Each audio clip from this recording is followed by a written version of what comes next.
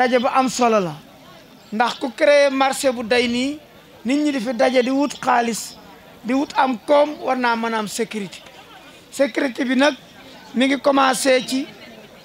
marché bi jàpp circulation bi ndax comme ni ko Pam Ndaw waxee ak ni ko Amadou Ngom waxee maa ngi koy nuyu Jakarta yi commandé nañ ay numéro pour sareet yi pour Jakarta yi dañ leen di identifier commencé woon nañ ko fi bu jëkk comprendre leen ñu teg ko ci suuf bi yoon dañ koy defaat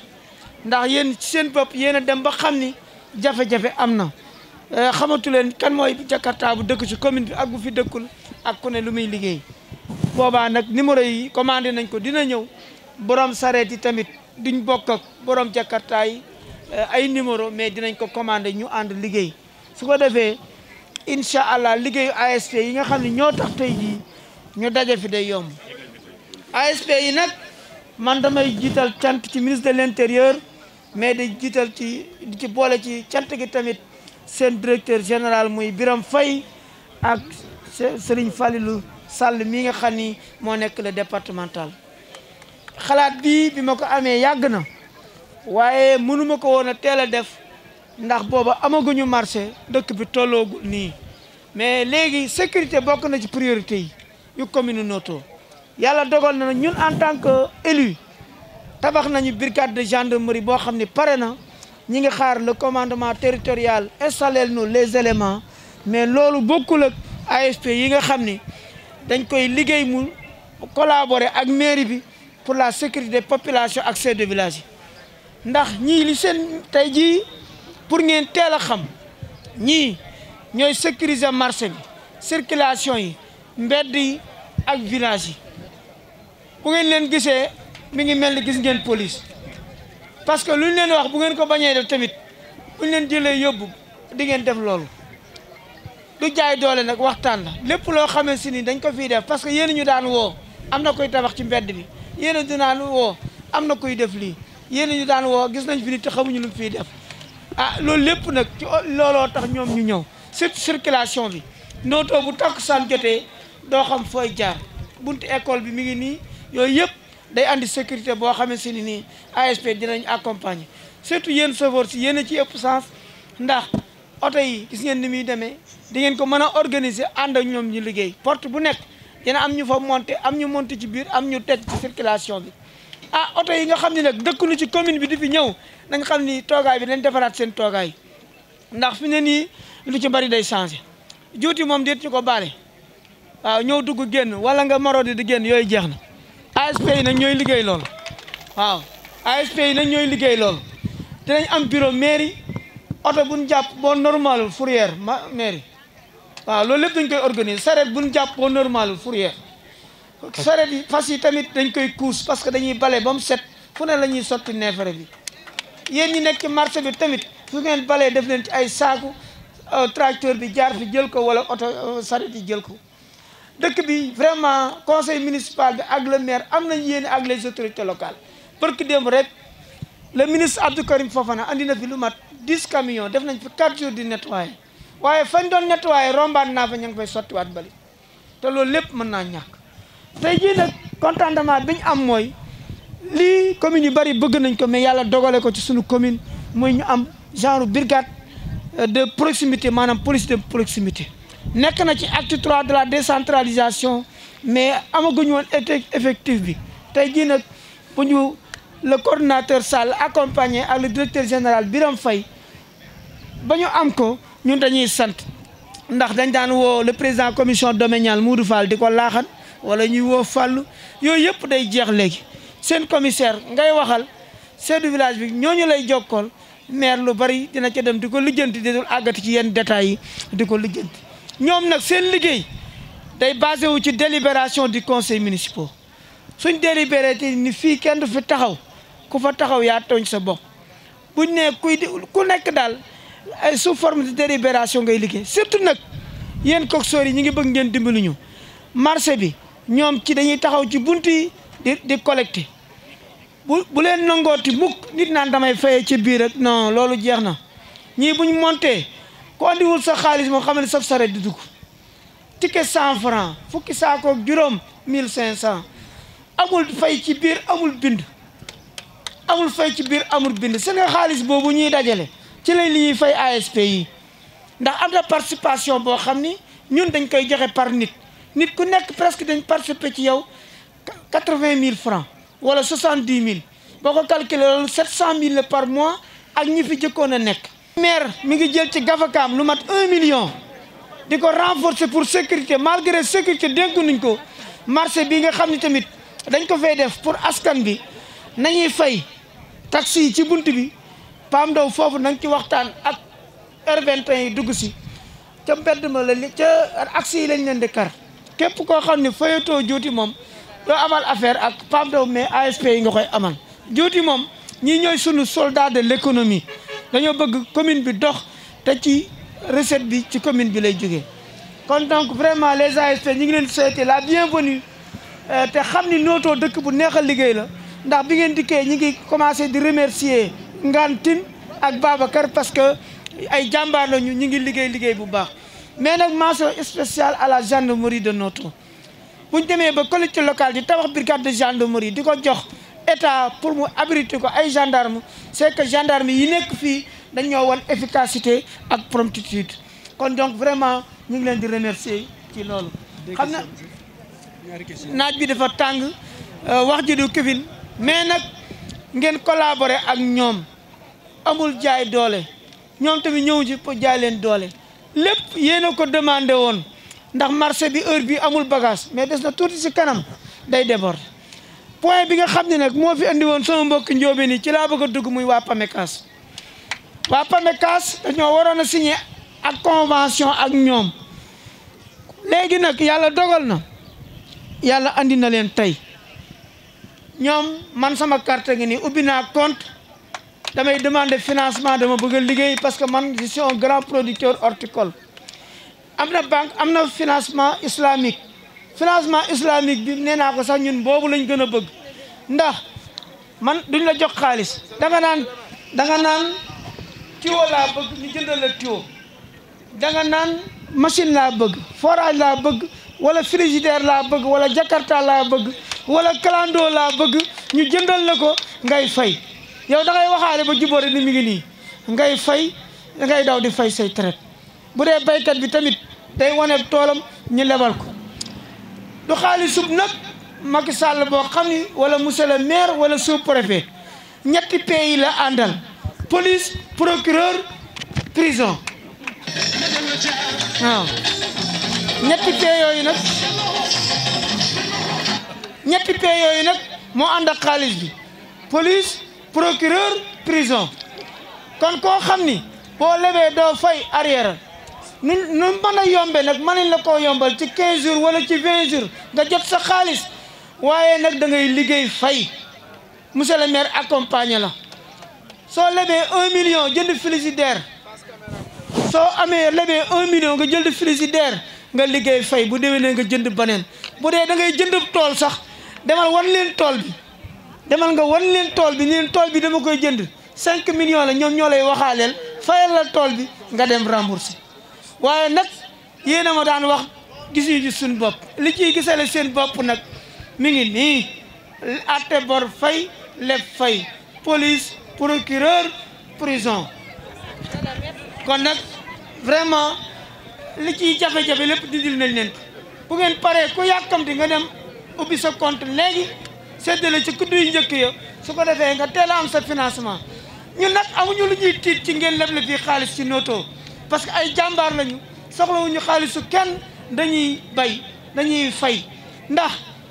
ñiy dawal Jakarta am nañ jom ñiy dawal Kalando am nañu jom ñi ngi nekk ci tool yi am nañ jom même ku bëgg ab sareet ak fas sax te xam ne ci nga mën a liggéeyu wala pousse-pousse sax nga xam ne bi ñu la ko jëndalee nga mën caa liggéey ñëwal ni pousse-pousse bi daa bëgg nañ ma ko jëndal ma liggéey ki bëgg a togg ataaya sax ni lu ma jëndalee barada ki kaas ak ataaya ak suukar ci laa mën a liggéey daan sama doole dina nga ñëw ñu liggéey léegi daal li ñuy bañ à partir d'aujourd'hui nga naan réew mi daa métti gisuma ci sama bopp gisuma ku ma lebal loogi nag ñu ngi nii toog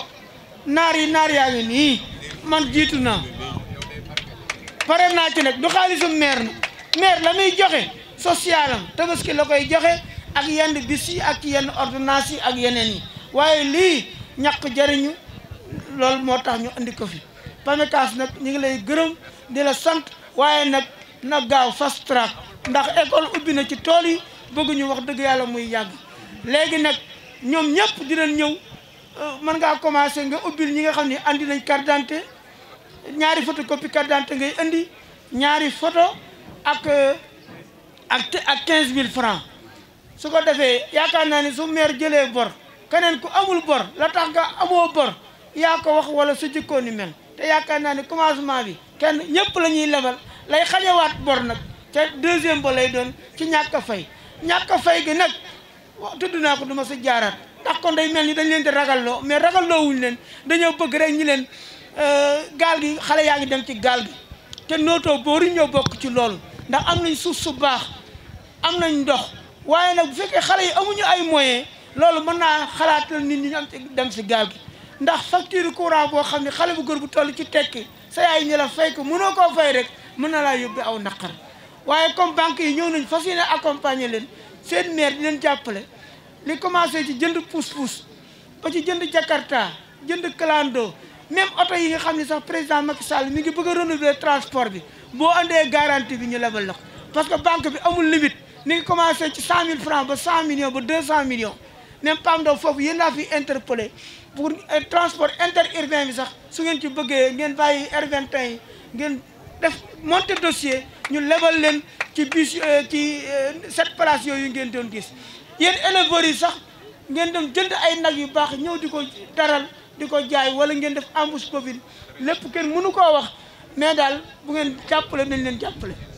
kon di rafetlu taxawaayu maire ak ASP yi nga xamante ni indi nañ leen fii tudde leen nga xam ne moom la am fii ci police de proximité ay alkaati lañu nag wala ay gendarme en tout cas li maire wax ku leen manqué respect maire nga ñàkkee respect sous-préfet nga ñàkkee respect te ñun nag am na loo xam duñ ko daw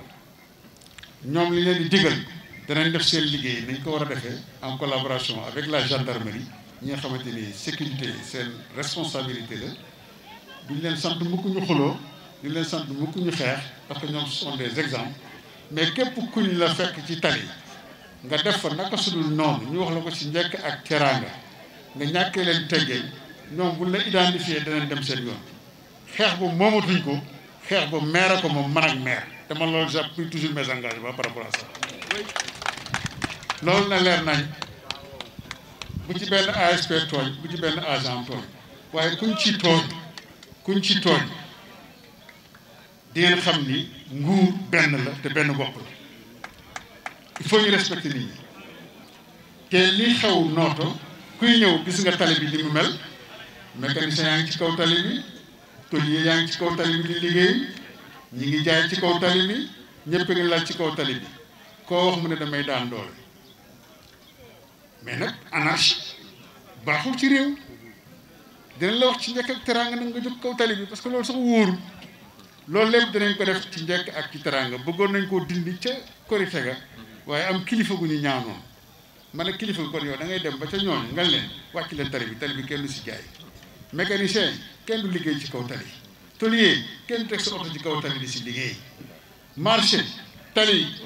kenn du teg ay mbaari togg di togg te awoo ko ci yoon loolu lépp dañ koy rectifier su ko defee ñu moderniser wu ànd ak jamono fii ku fi nekk mbaar yële ñu fay jaay ay togg ak lu nekk lañ fiy togg mais tamit baax na parce que clients yi dañ koy soxla mais tamit nañu nduru suñu jamono mais bala ma ko fàtte même ci biir garage war nañ fi def benn police ci biir ak benn infirmerie loo xamante ni lépp a ngi ci biir di gërëm bu baax chauffeur yi comme ni ñu ko waxee mais di gërëm le responsable des Jakarta yi ni ñu ko waxee Ngom Amadou li mu wax dëgg la maire xam na fàtte ko wala yaa ngi ci programmel ay casque pour les kii ñu tëddi pour moto Jakarta yi nga fexe subventionné leen ko jëndee leen ko bala ngaa dawalati Jakarta takk masque par force nga takk casque par force soo ko takkul ñu jàpp comme ni nga ko waxee tamit du ko jóg rek nga dawal Jakarta du ko jóg rek jawal war nañ koo limité am une discrimination soit nga am permis wala nga am yenn âge yi su ko defee aussi formation yi ñu leen koy defal parce que léeg-léeg nga gis xale yi dawal Jakarta mais dafa mel ni ñii moom ak ñi jaar ci géej gi tamit wuute amu ci ñi jaar ci géej gi ak xale yi dawal Jakarta léeg-léeg wuute amu ci léeg gis dawal boo xamante ni da ngay tiit am na sax ñuy sabat yenn département yi wala am na hôpitaux yi yenn ay saa yoo xam ne ñu tuddee saa Jakarta pour ñoom rek la donc dawal dafa ànd ak discipline tamit te loolu lépp il faut ñu leen ci def ay formation di ko ñaan maire mu bàyyee xel aussi catégorie boobu Jakarta maa ni xale yi amagul permis de conduire sax bëgg permis nañ bindu à la mairie ñu def ay corte am ay école de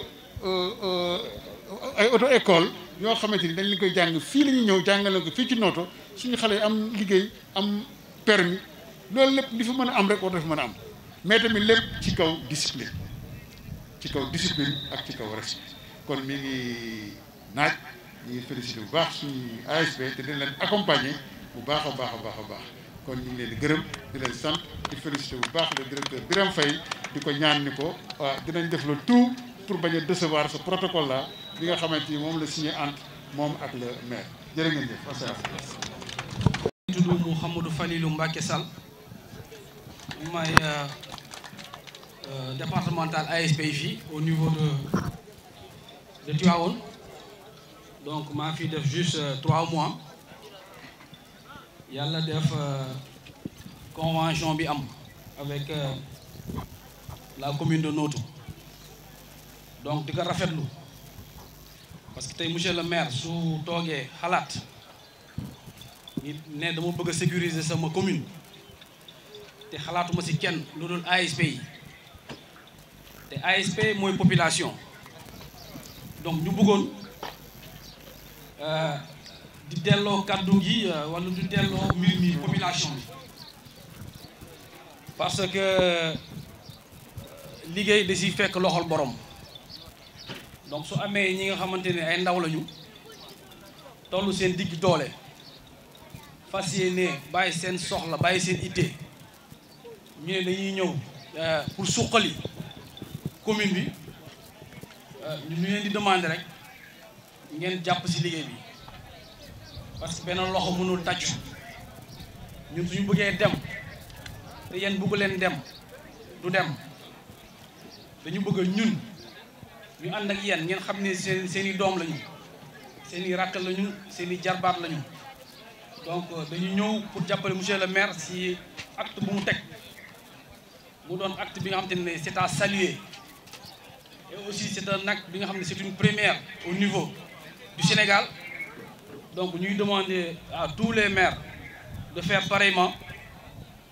parce que day tax sécurité bi ñu gën ko mën a saytu day tax aussi commune bi ñu gën ko mën a jàppale si lu bëri li nga xamante ne nii kilifa gi am na yéene pour suqalu commune bi donc ñuy lancer appel rek à toute la population de Noto ñu bokk ci liggéey bi ñoo xam ne liggéey bi ñëpp la du ASP kese donc di demander ngeen ñaanal ñu commencé ko ci bismillahi rahmaani rahim ñu tàmbale ko ci alhamdulillahi rabbil alamin may ñaanal monsieur le maire yéene bu mu am nii ci département bi ci commune bi yal na ko yàlla saafaral ba lépp li nga xamante ne muy mébét ak doole ak kattan yàlla jàppale ko ba mu mun suqali dëkkam bi te dëkk bi nga xamante ne da ko tenir à cœur parce que dañuy waxtaan tout le temps di remercier aussi collaboration avec la gendarmerie parce que ñoom ñooy suñuy kilifa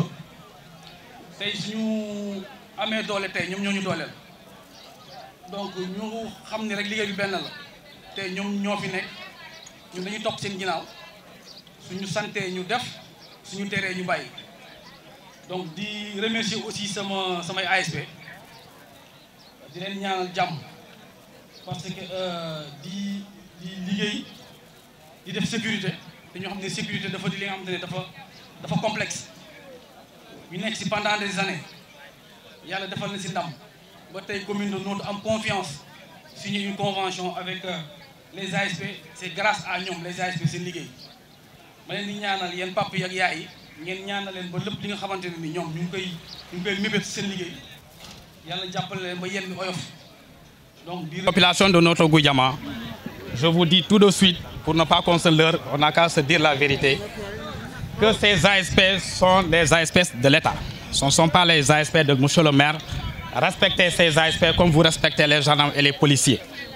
Le premier qui aura à manquer du respect à ces ASP va subir les premières conséquences. Il va répondre à la gendarmerie. Ça, rassurez-vous. Donc, ce ne sont pas des ennemis. C'est des frères et sœurs qui ont laissé leurs parents, leurs frères, leurs épouses, leurs enfants pour la sécurité intérieure et extérieure du pays et en particulier de la commune de Noto Goudiama. Nous leur devrons entier respect. De jour comme de nuit, la gendarmerie est prête à travailler en parfaite harmonie, en collaboration avec ces ASP, dont la commune de Noto Goudiama est tenue de respecter, même à eux seuls, sans la présence des gendarmes. Ces agents de sécurité, on dit que les agents de sécurité de proximité, ils sont beaucoup plus proches des populations que les gendarmes, parce que les gendarmes sont en campagne. Donc je vous exhorte, les populations de Noto Goudiama, vous avez eu la chance à travers votre maire d'avoir ces ASP. Respectons-les, traitons-les comme des agents de sécurité au même titre que les polices et les gendarmes. Pour ne pas... Le commandant de la brigade de gendarmerie de Tiaon, qui devrait être là, est retenu par le service. Raison pour laquelle j'ai pris la parole pour ne pas trop parler. Je vous remercie de votre aimable attention.